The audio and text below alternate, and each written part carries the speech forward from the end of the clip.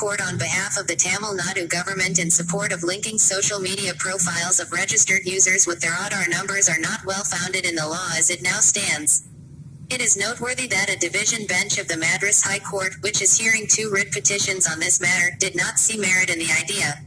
The bench had during the hearings observed that following the Supreme Court's decision in the Aadhaar case, the unique 12-digit number can be used only for subsidies and welfare benefits, and pointed out that Section 57 of the Aadhaar Act has been struck down to the extent that it authorized body corporate and individuals to use the number to establish someone's identity.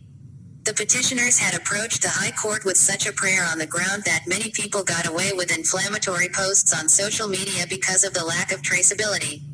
However, the bench has since then expanded the writ petition's scope to examine the adequacy of the legal framework on cybercrimes and the responsibilities of intermediaries who provide telecommunication and online services.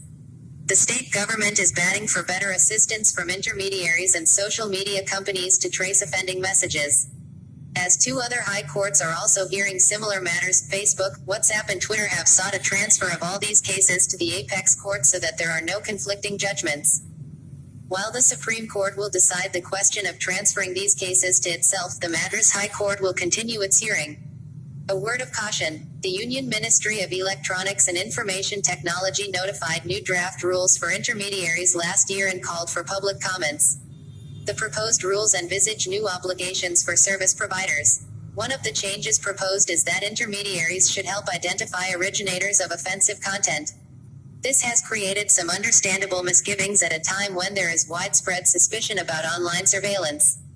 Technology companies that use end-to-end encryption have pleaded inability to open a backdoor for identifying originators. The issue concerns the global policy of these companies as well as the wider public interest of millions of registered users. After the K.S. Puttaswamy decision, 2017, in the privacy case, any state intervention in the regulation of online content has to pass the test of proportionality laid down by the court.